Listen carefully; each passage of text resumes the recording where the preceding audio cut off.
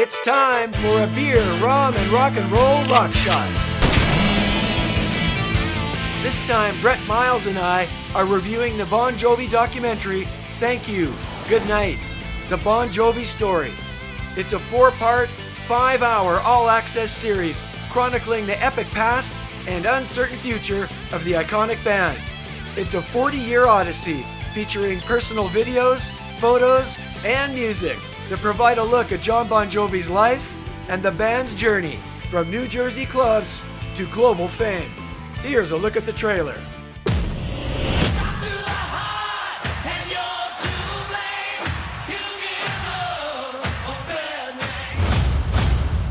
I got a story to tell. I'm excited. Are we telling the truth or are we gonna lie? What are we gonna do? There was no plan B in my life, ever. Bon Jovi was all or nothing. 5 guys from nowhere. And if you work hard enough and you dream big enough, you can make it. There's some young kid around here from New Jersey who's making some noise. They gave me the opportunity to record on weekends and nights. We would go in at like 4 in the morning and start doing original songs. And bad medicine is what I need. This sonic boom happened. The energy of the band, undeniable, like a freight train coming at you.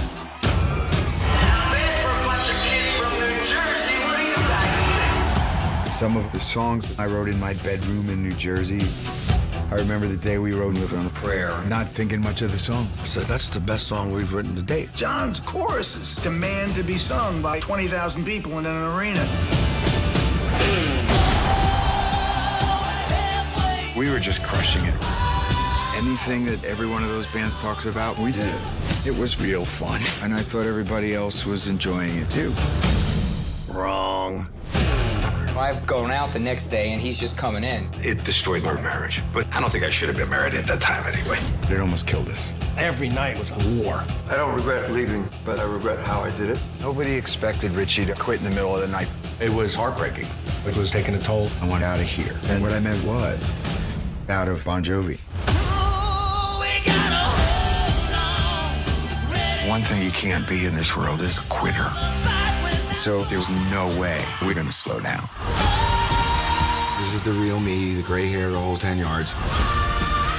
John's going through his challenges. I'm optimistic, but I'm scared. I don't know if there's going to be a happy ending. With every decade comes another life's lesson. It's all or nothing. That's why the legacy matters. Regrets. That key change is one of them. You can't be 60 years old and expect to hit that note anymore.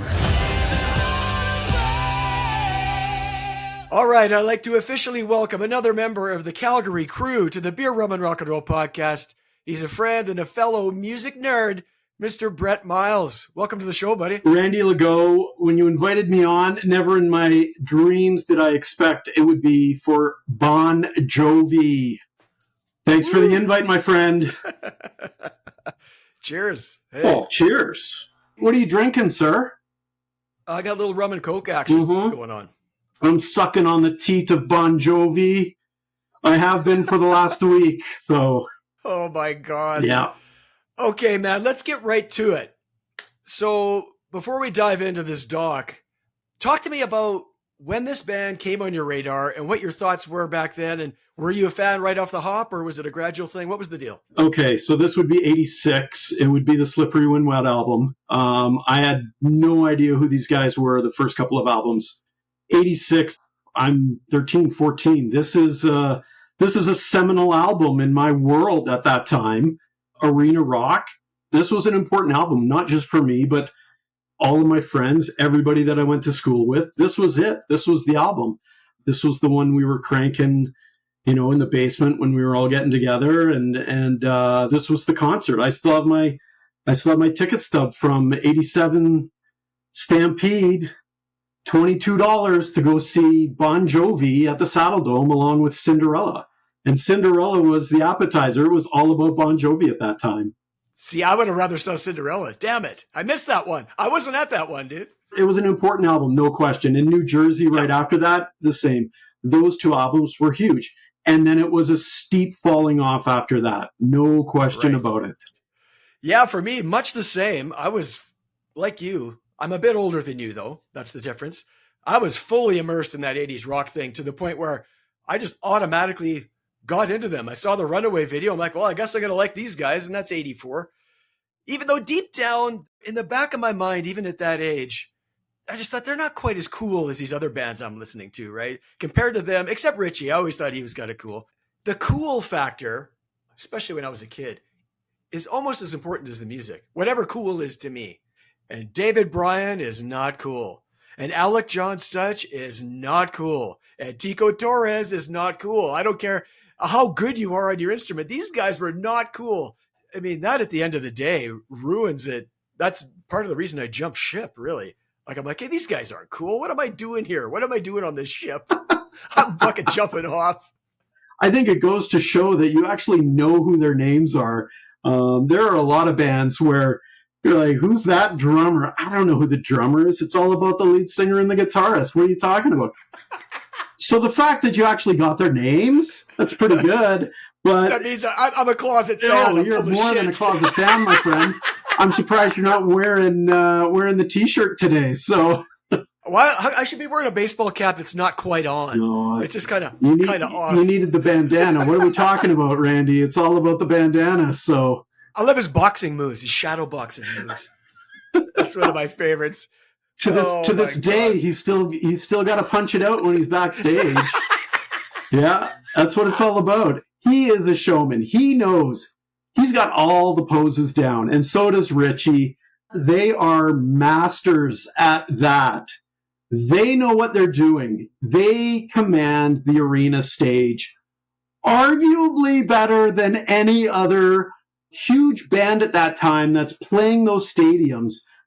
They commanded that stage. When they were rolling, they were probably one of the best at it. I can't argue that. They know which camera's on. There's no question. This is true. This is so true. The cheese is just a little too thick. There's no denying that. There's no denying that. So yeah, I buy the first 3 albums. Boom, boom, boom. I see them open for the Scorpions at the Corral in Calgary. Love at First Sting tour. So that's 84. They had the 1 album out. Then I saw them at the start of the Slippery When Wet tour, Brett. They opened for Priest on the Turbo tour in 86. Slippery was out, but it hadn't exploded yet. And they were okay, but they're no Judas Priest. You know what I'm saying? Yeah. And then, like you, by 89, I'm hanging on by my fingernails, right? So I see the New Jersey tour at the Saddle Dome, Skid Row opening, and Joey put on a good show, absolutely. But dude, in my opinion, Skid Row blew Bon Jovi off the stage. There was an energy and intensity there that Jovi just didn't have. John just seemed like a cheese ball compared to Sebastian Bach. And ever since, I've been off the Jovi train and I've never looked back. They were huge. And to hear you say that Skid Row one-upped them is surprising to hear. That's exciting because they were a fun band. They had some fun songs. And I think when they evolved is when I got out. Well, I say that, that's just me. Most of the people there probably would not agree with that. They're there to see Bon Jovi. But for me, I was already kind of tired of them. I was looking for something heavier. I mean, I'm listening to Maiden and Priest and all these bands anyway. And Skid Row, they were angry and young and fucking just giving her, right? And this is not Bon Jovi. Bon Jovi was like fucking Disneyland or something. Yeah, they're not coming out with any sort of socially conscious or any grit or any this or that. They know how to put together some arena songs. They know how to put together some catchy tunes. And you cannot deny those 2 albums in 86 and then again with New Jersey. You cannot deny those 2 albums are key albums from the 80s.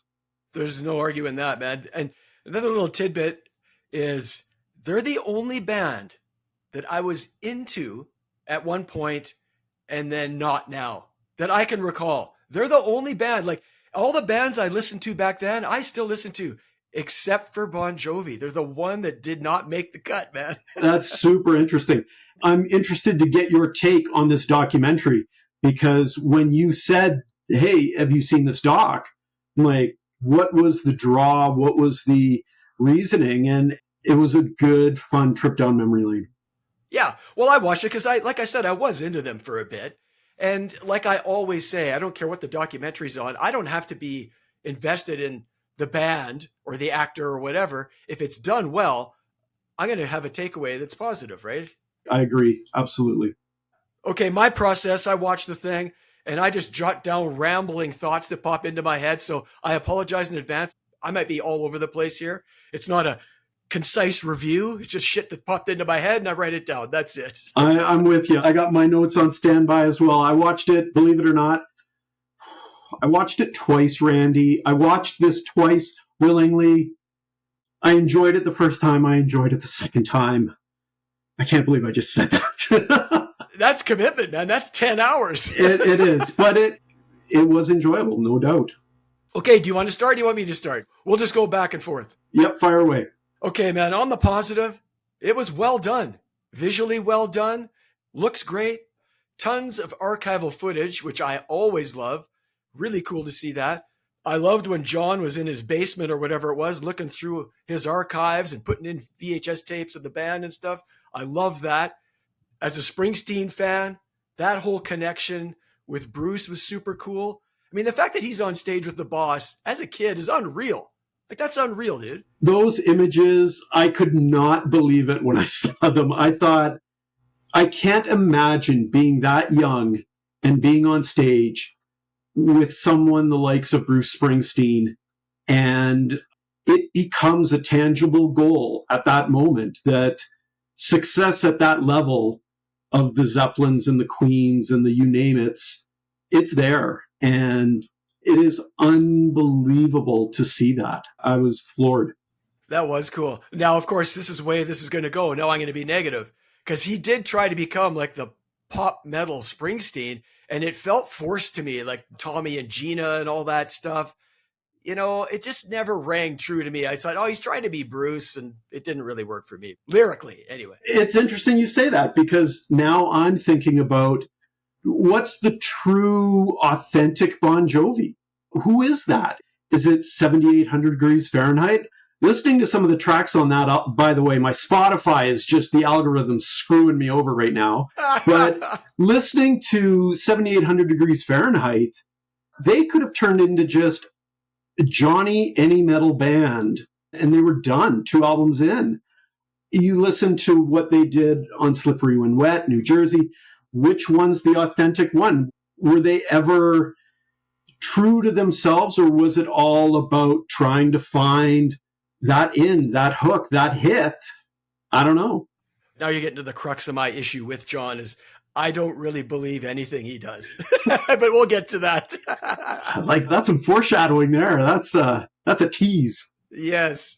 On the positive, super hard worker, super driven, this guy. He took advantage of all his connections, all these opportunities, like his cousin's running the Power Station recording studio in New York. Like, he got lucky for sure, but you have to meet that luck with some drive and ability too, right? 100%. 100%. He is a hardworking guy, and he had a vision. He had a drive. There's no denying that. And absolutely, this band exists today because of Jon Bon Jovi. Totally, dude. And it wasn't clear to me how he got the record deal. So he's cutting Runaway in the Power Station. He's shopping it to all these radio stations, and boom, he's got a deal. They kind of skip through that, which, hey, you can't go down every rabbit hole. I get it. But. Well, in 5 hours, come on. Can you not? Really? I feel like they could have gone down some roads a little bit more, and that one would have been an interesting one. And you're right. I think there's a reservedness and a holding back in some of those areas. No question about it.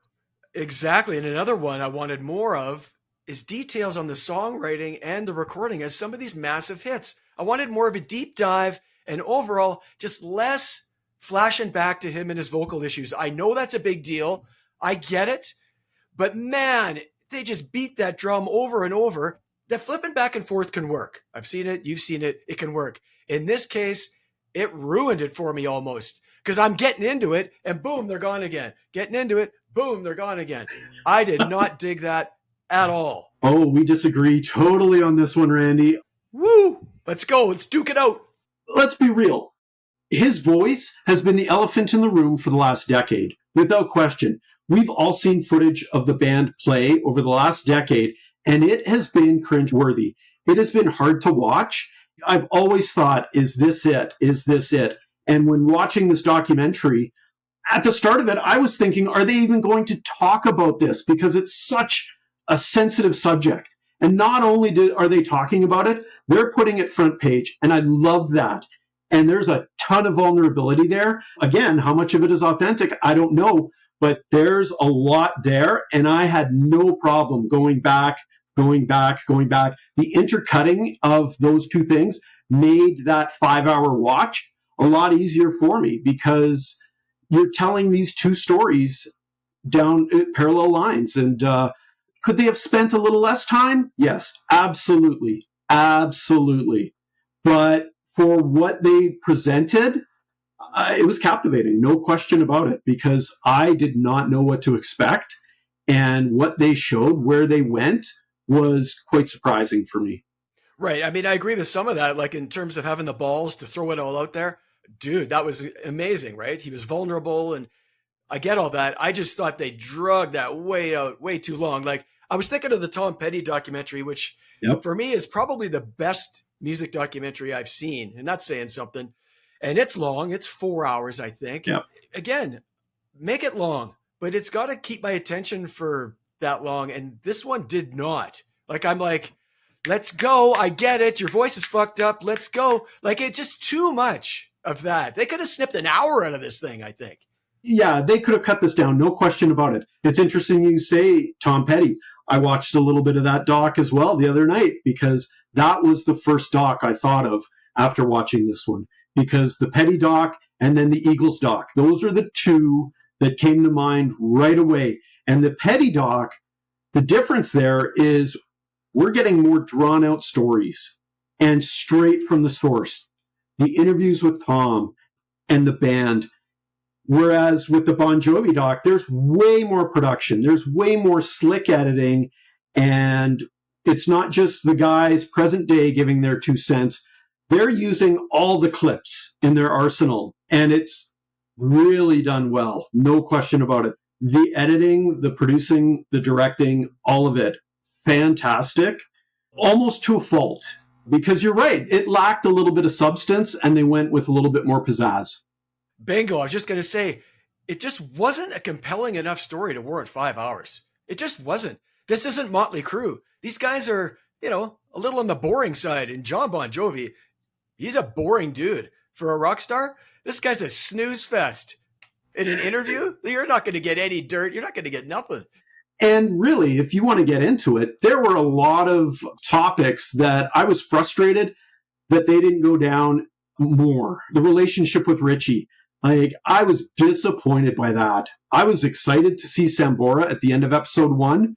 I was pissed off at the lack of any real concrete clips in episode 4. It bothered me. You got this guy, you got Sambora not once, twice in the chair, and he's an afterthought in part 4. Now, whether or not he just didn't want to talk about it, or whether he talked about it but he didn't give anything of substance, a lot of what he said didn't really resonate with me anyways. He's an interesting guy, and I didn't get a lot out of his contribution in this doc. Yeah, I kind of agree with you there, dude. I think we don't know. I think, was it editing? Because I heard that he met with John and watched the first half of this or some of it, and he was not happy. This is the John Bon Jovi version of the Bon Jovi story. So I think there was some editing there. I think he's letting it rip a bit, and they're cutting some of this shit out. That's my theory. I don't know that. In the doc, he's talking about, I haven't been able to get any explanation out of him. Well, which one is it? Have you talked to the guy? Haven't you talked to the guy? What's the status? It never felt like I was getting the straight dope. And it bothered me. By the end of the doc, next to John Bon Jovi's voice, and maybe even in a bigger way, the Richie Sambora story is the big elephant in the room. To this day, they still have not been able to agree or come to any agreement as to what happened. I feel like nobody's really laying it out there. It's like, again, the holding back. I mean, he was pretty forthcoming with, he doesn't regret the decision, but he does regret how he handled it. So that was kind of cool that he said that, apologized to the fans and stuff. That was a one-line statement. And that was it. Other than that, he didn't say anything in the second half of the doc, quite frankly. You can't ask the guy, hey, tell me about the Rock and Roll Hall of Fame. Nothing from Sambora on that. They didn't even show clips of his acceptance speech. It was odd, to say the least. That's a moment every Bon Jovi fan was looking forward to, seeing these guys on stage again, and you kind of glossed over it. Yeah, that's not necessarily his fault. Who knows what's going on there, right? Yeah. Okay, I'm bouncing around again. Do it. The 80s section. Yep. Okay. Could have been way longer. This is what I'm saying. This is the focal point. I don't care how you slice it. This is the period people care about, and it was over in a heartbeat. Let's dive into this. It was way too short. It's tough. Looking at it as a full, complete documentary, how much weight do you put on those one or two albums? How much? 80% of it. You're... Yeah. They've been writing those three songs the whole career, dude. Well, I think that's how they are remembered. That's how they will be remembered. No doubt about that. Yeah, I think they could have gone down that road a little bit more. Absolutely. They had the footage. They had a camera everywhere. I was blown away at how much footage there was, how much quality footage there was, the sound bites, the photos, the performances. Unbelievable. I'm having a hard time finding an equal in that regard. Well, John's clearly into the archive, right? And you need somebody in the band that's going to do that. And he definitely did it, man. I hate to keep being negative, but something else, man, they needed is more outside interviews, musicians, fans. They got Desmond Child, Springsteen, and Doc McGee. That was about it. And Desmond Child, speaking of him, now I'm all over the place again. Back to the reason Slippery was so big is that guy. If you want to get on the radio and fill your bank account, this guy's going to come in, but you're going to turn into cheese balls. I don't care if it's Aerosmith or Kiss, whoever it is, you're going to sell your soul a bit, but your bank account gets full and you fill arenas, and that's that. Desmond Child was a great ad, a great get for this documentary. I loved his clips. I loved his perspective, and I loved the stories that he told. Absolutely. I agree 1,000% with you. That is the big thing that is lacking from this doc, is any sort of outside perspective. I think it goes to show how safe this doc is. And you see it a lot with docs that the band or the estate is involved with. Yeah, there's going to be some turmoil. There's going to be some this and some that. No, there's not. This is all going to get checkmarked by the one guy, John Bon Jovi, before this hits the airwaves. There's no doubt about that. And so it's going to be safe. It's going to be entertaining, make no mistake, but it's going to be the story that he wants to tell. It's a disservice to the story, quite frankly. I think with all the drama in that story over all those 40 years, it is lacking. We're getting a very vanilla version of some of these stories. Well, that's super well put. The word that stood out was safe. Absolutely, man. Like, where's Bob Rock? Yeah. He could have commented on making these huge albums in the studio, the impact these songs had on him. Where was he? Yep. I mean, come on. That was such a key moment in this story. The fact that they were able to get Desmond Child in, the fact that they went up to Vancouver and got Bruce Fairbairn and Bob Rock and you name it. If that wouldn't have happened, we're not watching a doc today. We're not talking about this doc right now. Bon Jovi is probably not a band. Totally true, dude. Here's some more drama they missed, Brett. Less of his vocal issues and more of this. He goes solo. That wasn't fleshed out. You're telling me those guys weren't pissed off? Of course they were. How about Hugh McDonald playing the bass for Alec John Such? I know he's passed on, but somebody could have given a take on that. They could have dove into there. If you want drama, it was there. They just kind of, to your point with John, no, let's just keep going. And I'll just keep banging this what's missing drum. We don't really get to know these guys. Like, John's got kids. They're not in it. Richie Sambora married Heather Locklear. That's not in it. Like, there's a bunch of stuff in these guys' lives that are pretty major. No, gone. No personal stuff at all. Again, it's obviously a conscious decision they made, but to me, it would have been more entertaining if they would have went down those roads. You got Bon Jovi's wife in this doc. They do interview her. They do talk about family to some extent, but, Richie Sambora's family, basically no talk. And I'm sure that was by design. Yeah.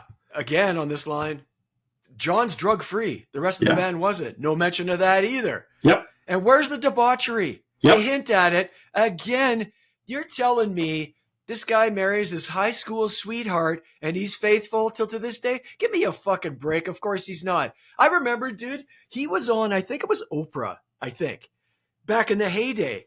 And he's claiming he's never cheated. And I'm looking at the TV and I'm like, you fucking liar. There's no way that much ass is getting thrown at you and you're not doing anything. Bullshit.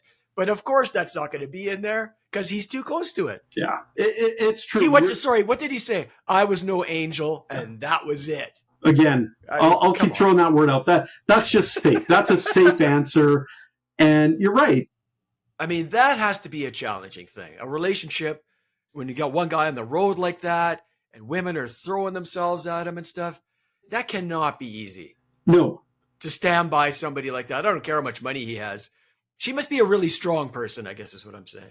I would agree. They weren't 40 at the time. They're 20. They're in their early 20s. Do I take them at their word? I don't know. Does it make to sound like a good story? Yeah, it does. But there's no denying his status as somebody that a lot of girls wanted to be with. No question. I often say this. There's a list a mile long. It's not just him. But if he's not good looking and doesn't have the chick factor, we're not sitting here talking about it like this. No. There's no way they're maintaining that popularity without housewives still thinking he's hot. You're probably right. The music will only go so far. If he looked like Geddy Lee, we wouldn't be having this conversation. I had Dee Snider, but yeah, Geddy works too. So yeah. Both John and Richie, they're poster boys. Holy cow. There's no denying that. And the band knew it. The management knew it. Everybody knew it. MTV knew it. Holy crap, MTV knew it. Talk about being in the right place at the right time. That band took advantage of music television, arguably more so than any other band at that time. Them and Def Leppard, I would say. Yeah. Those two, man. Hey, they're good-looking dudes. Off you go. Yep. It's part of the deal. I get it. I'm going to continue to pick on John. Let's. And I'm not saying this is true. This is just my perception when I see him and see him interviewed. This is all I'm saying. I'm not saying, oh, he is this. I'm saying this is my perception of John Bon Jovi. There's something doesn't ring true to me about him. I call him the Garth Brooks of rock because I think Garth's a bit full of shit too. I don't buy what that guy's slinging either. Okay. There's something about him I don't find genuine and believable. Everything feels contrived. Interesting. And he comes off overly earnest and super fucking arrogant. That surprised me a little bit. That quote, this is the quote of the doc for me, Miles. He said, if I had all my tools, there would be nobody on the planet as good as me. Give me a fucking break. He's not even the best singer in his own band. Ooh. Sam Bora is a way better singer, in my opinion. I don't know. This dude's full of himself, man. Freddie Mercury has more talent in his fucking pinky finger than John Bon Jovi has in his whole body. And he says, nobody on the planet's as good as me? Dude, I almost came off the couch. I'm like, this guy is delusional. I guess to defend, you need to have that kind of an attitude if you want that kind of success. If you are portraying yourself as a middle of the road guy, you're going to be a middle of the road band. I think he strives for excellence. There's no denying that it's all about top bar with him, for sure. But you're right. Yeah, if you want to really play the comparison game, yeah, you're right. Freddie Mercury, there's no denying. Yeah, is it a pompous clip? Sure. I think he's also being true to. See, I almost said it, and then I caught myself because. He knows there's a camera. He knows he's mic'd up. So is he throwing that clip out there for the doc? Is he throwing that clip out there because he wants to have a little side conversation with somebody backstage? Is he just trying to pump himself up to give him a little bit of positivity, knowing that he doesn't have it anymore. I don't know. See, now you're making my point for me. He's full of shit. That said, I love the scene where they're just, let's put on Living on a Prayer. Play that for me, Obi. And he plays it, and you can see the head shake of like, I can't believe I did that. Who is that guy? I will never, ever be able to do that again. And that's the part that caught me is, here's a guy that sees his mortality right in front of him and knows that that guy that he's listening to through those speakers will never appear again, ever. And there is a level of amazingness because he hit that in the studio and he did a good job of hitting that live in concert as well. Yeah. I mean, you go on YouTube, you can listen to Bon Jovi's isolated vocals, and they're good, but I don't think they're that great. I mean, it's the gang vocal of all of them, or whoever it is in the studio, that sells it too. But he didn't have a great voice, I didn't think. I think Richie's got a better voice. I'll say it again. Richie's first solo album, I would rather listen to than any Bon Jovi album. Like, I'm a Richie fan. I don't know if that's coming through here. Like, I just think, like, when you listen to Wanted Dead or Alive, he sounds better. There's no doubt in my mind. That's true. For me, something like that, it's the two of them together. You know, the synergy of the two, the sum is greater than the parts. No question about it. Richie absolutely takes those songs to a level that John Bon Jovi couldn't. But the opposite is also true. Richie Sambora cannot do that by himself either. It is the two. Anyway, hey man, it took 3 guys to replace Richie Sambora. Just saying. This is true. I got nothing against Phil X. I think Phil X is fucking phenomenal. But one thing, dude, is crystal clear by the end of this documentary. Without Richie in the band, there is a void there that has not been filled. To your point, their voices together, chemistry on stage, there's something missing. And they pretty much just come right out and say that. It's true.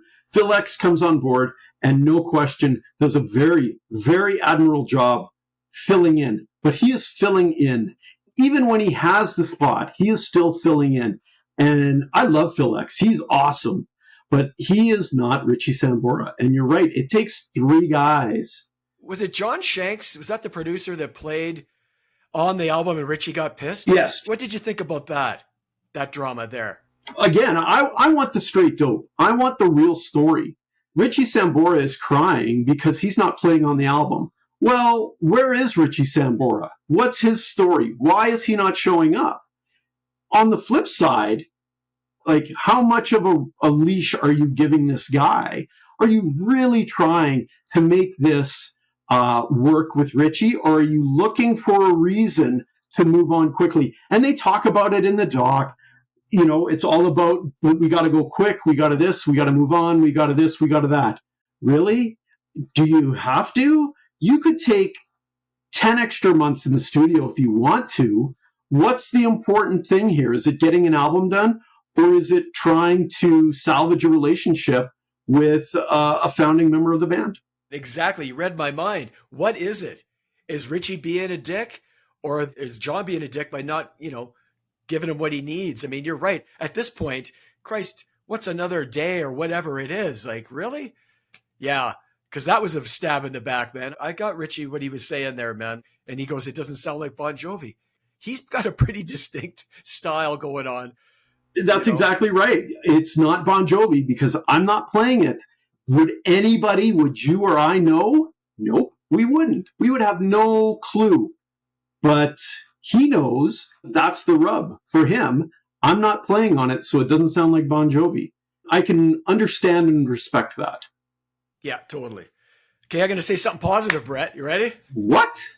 It is fucking amazing. Say what you want. Yeah, I'm not a fan of the band, but it is fucking amazing that they have maintained this massive following. Like, if you would have told me, let's say even Have a Nice Day and stuff, that was a big hit song. Even from then to now, like, there's still a massive draw. And I honestly don't really get it, but it is impressive. I'll say that. I couldn't agree more. I lost interest. I know of the album Keep the Faith. I probably one or two albums after that, but I have no clue. They did a country album. What? Okay, whatever. And they're still coming out with music today. To see and to hear that these albums are still resonating with people and that they can go out and tour and still pack them in, it's borderline shocking, because I think we live in an era right now where bands from that time period have some longevity. And I think that allows for allowances for other bands to maintain that longevity as well. Are people going to see this band because of the new songs they're putting out? Absolutely not. The fact that they can pump these songs into the set and it fits, it works, is incredible. But people want to hear the hits. Like, let's be real. Yeah. Yeah, it's an excuse to get out there. Yeah. It's your own creative excuse, and I get that, to get out there and play the hits again. Maybe throw in a couple new ones, and that's that. I mean, they're not the only ones who do that. Shit, they all do that. Yep. Okay, I'm going to say something pretty aggressive. You ready? Do it. The ending, like the last minute or two. Oh my God, felt like a fucking infomercial. It was fucking terrible. Like, this guy takes himself way too seriously. I was like, what am I watching here now? Am I alone on that? Were you feeling that? It felt forced at the end to try and bring this thought to a conclusion. Yeah, a forced treatment by the production team and the documentary as a whole to show something in a way that is going to give people that little bit of extra fuzzy feeling good. I'll give this to him too, though. He's not going to go up there and lip sync. Like, if he's done, he's done. Well, that's what he says. And I respect that, because a lot of guys that just get up there and run backing tracks and fake the shit out of it and make more money. He doesn't seem like that kind of guy, which is a bit surprising for me, because he seems like the kind of guy that would do that, actually. And you know what? That band, they could do that, and I think nobody would flinch. Oh, they need help to get to those notes on Living on a Prayer. But I agree with you. I don't think that they're going to go with any sort of backing tracks. I think it's going to be au naturel, absolutely. And I got to respect them for that, no question about it. So, as it was coming to an end this last time, he was getting a bit of help, and I don't mind that a little bit. But when it gets to the point where you can't sing, he seems to me to be a legacy guy. Like, I don't think he's going to shit on his legacy like that. I just don't see that happening. He's not just not the singer he used to be. He can barely get songs out, period. Yeah. And so it was surprising how quick and how dramatic his voice just went from aces to shit. And so I was captivated getting to the end of the doc, because once he went under the knife, I knew, okay, this is where it's going to end. They're going to get it to a point where either he's back or he's not. It's still up in the air, isn't it? Like, when I read about him now, he's still not sure. Like, I don't think it's done. There's an album out. Oh, yeah, but I'm talking concerts. They're not happening. They're not touring that album because he doesn't have it yet. Because, like, Richie was like, hey, man, I'll come back to the band, but John's voice is gone. So he needs to deal with that, and then maybe I'll come back to the band. That's where it's at. Let's sum this thing up, man. You want to hit this thing on the head? Yeah. For all of its problems, for all of the things that were maybe some big swings and misses, this is still a really enjoyable doc. This Bon Jovi doc had a different level of energy, and it was in the production. It was in the way that it was cut together. And that's something that I think is unique to this doc. I can't imagine the number of hours of footage they sifted through. Overdone at some points, sure. But the presentation of this doc, without question, is the big reason I'll go back to this doc again down the road. I can't argue with anything you just said. I mean, we're in the business, as they say. And from that standpoint, it was rock solid, man. I mean, even if you're not a fan, like I said, it's worth plowing through this thing. And I think we should mention, if you're in Canada, Disney Plus is where it's showing. Yep. And I want to make one final point.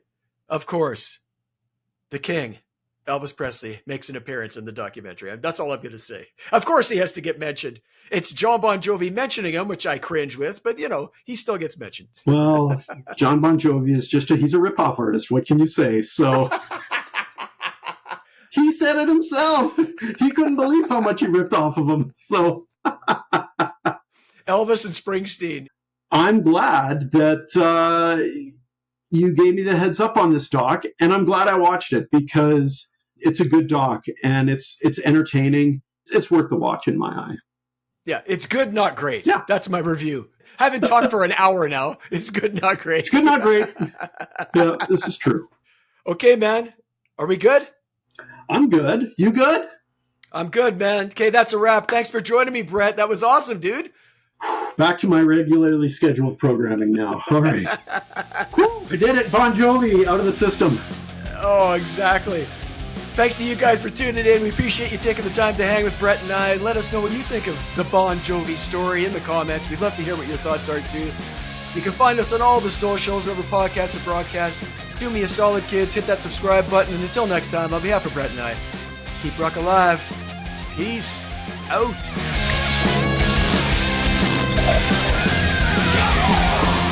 Elvis has left the building.